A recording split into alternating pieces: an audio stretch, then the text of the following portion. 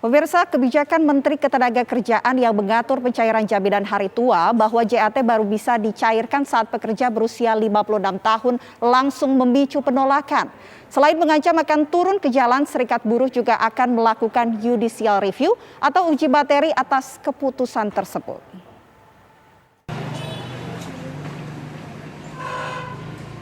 Sejumlah elemen buruh menolak keras keputusan Menteri Ketenagakerjaan yang membatasi masa pencairan jaminan hari tua atau JHT hingga pada usia 56 tahun. Konfederasi Serikat Pekerja Seluruh Indonesia atau KSPSI Kota Tangerang tengah melakukan persiapan untuk menggelar aksi unjuk rasa yang rencananya akan dilakukan di kantor Kementerian Ketenagakerjaan Jakarta. Sejumlah atribut baik bendera, spanduk, serta poster-poster berisikan tuntutan tengah dipersiapkan para buruh untuk menggelar aksinya. Ketua Umum KSPSI Kota Tangerang Dedi Sudrajat meminta kepada Menteri Tenaga Kerja untuk mencabut dan membatalkan Permenaker tersebut yang dinilai menyengsarakan kaum buruh. Menurut kami ini peraturan yang sangat sadis ya. Betapa tidak sadis bahwa ketika seseorang misalnya kena PHK di umur 45 tahun atau mengundurkan diri, dia harus menunggu 11 tahun lagi untuk bisa mencairkan dana tersebut. Padahal kita tahu bahwa JHT itu adalah dana pekerja yang memang dipotong tiap bulan, diiur tiap bulan, disetorkan ke BPJS.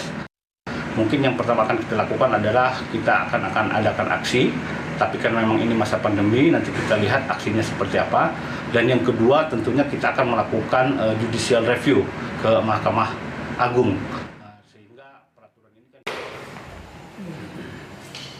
Selain aksi unjuk rasa besar-besaran, buruh juga akan melakukan uji materi atau judicial review ke Mahkamah Agung untuk mengkaji ulang kembali Peraturan Menteri Tenaga Kerja Nomor 2 Tahun 2022 tentang pembayaran manfaat JHT.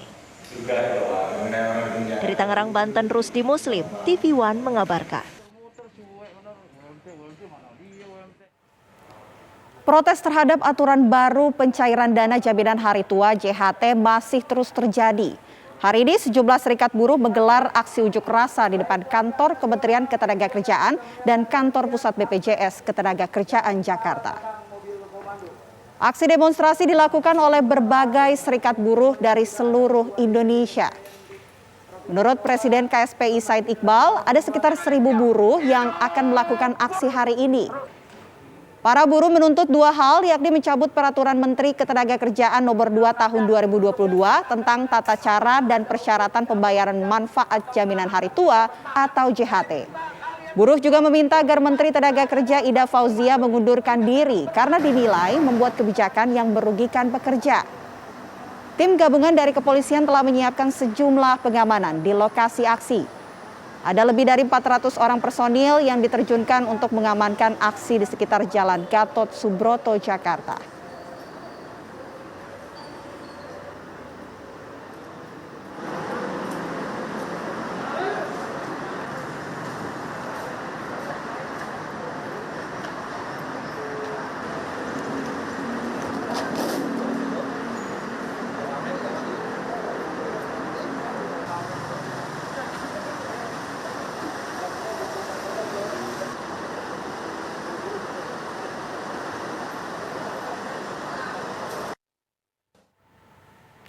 Dan untuk memantau bagaimana situasi terkini dari unjuk rasa buruh, kami ajak Anda pemirsa bergabung dengan rekan Fahada Indi di depan kantor Kementerian Ketenagakerjaan dan Yasin Idris dari gedung BPJS Ketenagakerjaan Jakarta.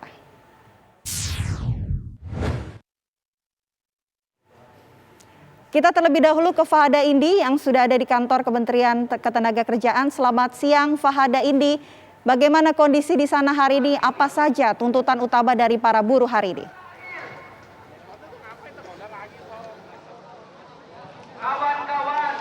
Ya, Vena dan pemirsa, ini sudah lebih dari 1 jam peserta aksi demonstrasi yang terdiri dari berbagai buruh dari seluruh Indonesia ini berkumpul di halaman parkir gedung Kementerian Ketenagakerjaan Republik Indonesia, tepatnya di Jalan Gatot Subroto, Jakarta Selatan. Dan saat ini sedang berlangsung orasi yang disampaikan secara bergantian oleh pemimpin-pemimpin dari federasi-federasi buruh yang hadir pada siang hari ini. Tadi masa aksi ini memulai orasinya yakni menyampaikan tuntutan-tuntutan yang disampaikan kepada Menteri Ketenagakerjaan Republik Indonesia Ida Fauziah. Ini dimulai pukul 10 waktu Indonesia Barat dan dibuka secara resmi oleh Presiden KSPI Said Iqbal yang tadi juga sudah menyampaikan poin-poin utama tuntutan dari para peserta aksi siang hari ini. Ada dua tuntutan, Vena dan pemirsa, yang intinya ini disampaikan oleh para buruh yang hadir di halaman parkir Kemenaker RI ini.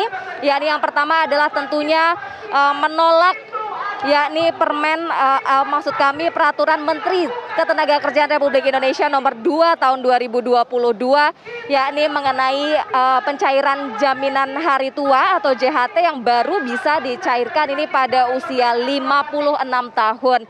Selain itu, tuntutan kedua yang disampaikan yang berulang kali ini disampaikan oleh masa aksi masa yang melakukan orasi di sini, yakni meminta Menteri Ketenagakerjaan Republik Indonesia Ida Fauziah untuk dicopot oleh Presiden Joko Widodo karena dinilai mengeluarkan peraturan tersebut secara sepihak dan juga tiba-tiba dan juga menimbulkan protes atau ketidaksesuaian bagi para buruh.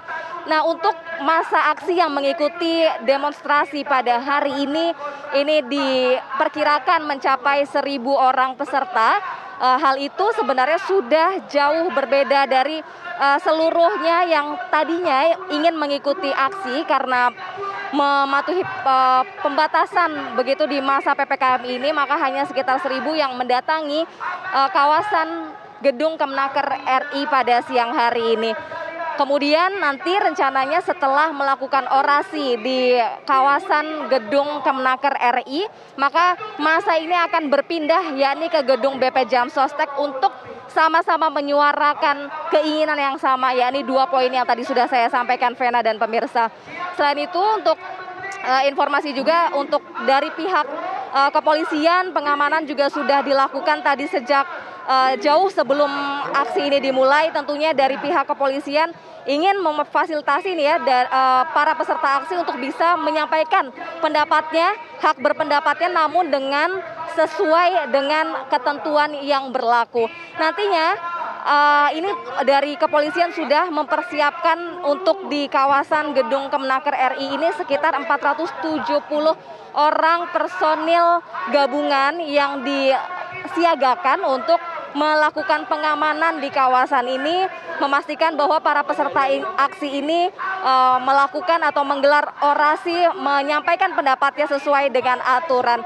Sementara untuk arus lalu lintas sendiri ini memang rekayasa arus lalu lintas nantinya akan dilakukan secara situasional.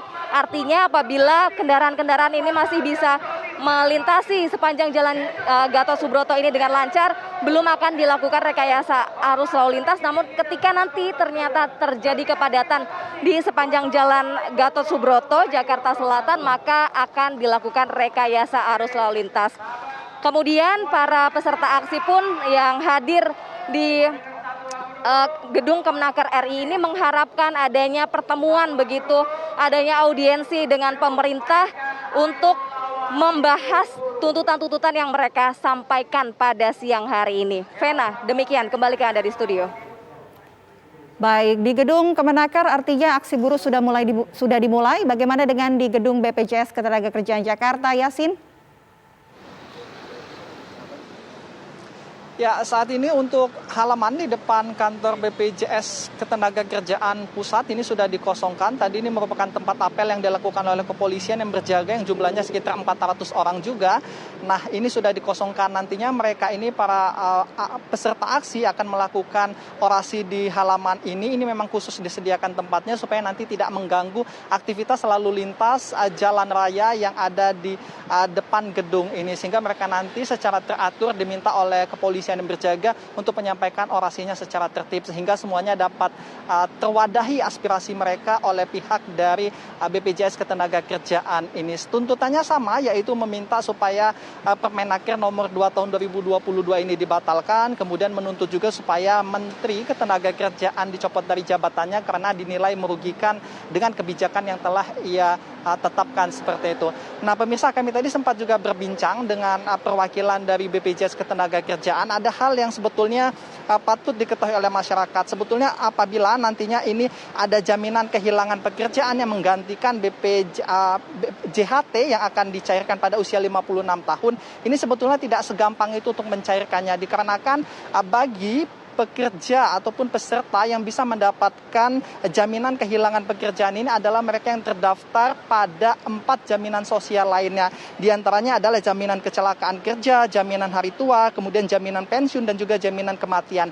Nah, jika peserta ini ataupun pekerja ini sudah mendapatkan 4 jaminan ini, maka secara otomatis dia nanti bisa mengklaim jaminan kehilangan pekerjaan apabila dia di PHK.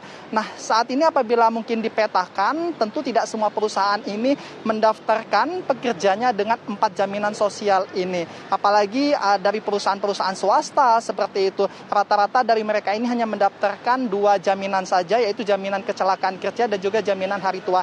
Nah, dengan demikian mereka ini tidak bisa untuk mengklaim apabila nanti mereka di PHK dengan jaminan kehilangan pekerjaan. Ini mungkin yang menjadi kendalanya ke depan. Mungkin ke depannya bagi pemerintah ini dapat lebih menertibkan lagi kebijakan ini, sehingga perusahaan-perusahaan swasta khususnya ini dapat mematuhi aturan, sehingga mereka juga mendaftarkan dengan 4 jaminan ini, sehingga dapat terjamin juga para pekerja ini untuk mendapatkan hak-hak mereka. Sementara itu, Vena, kembali ke Anda di studio. Baik, terima kasih Yasin Idris melaporkan langsung dari Gedung BPJS Ketenagakerjaan Jakarta. Tadi sebelumnya juga sudah ada rekan Fahada Indi dari Gedung Kemenaker Jakarta. Terima kasih rekan-rekan, selamat kembali bertugas.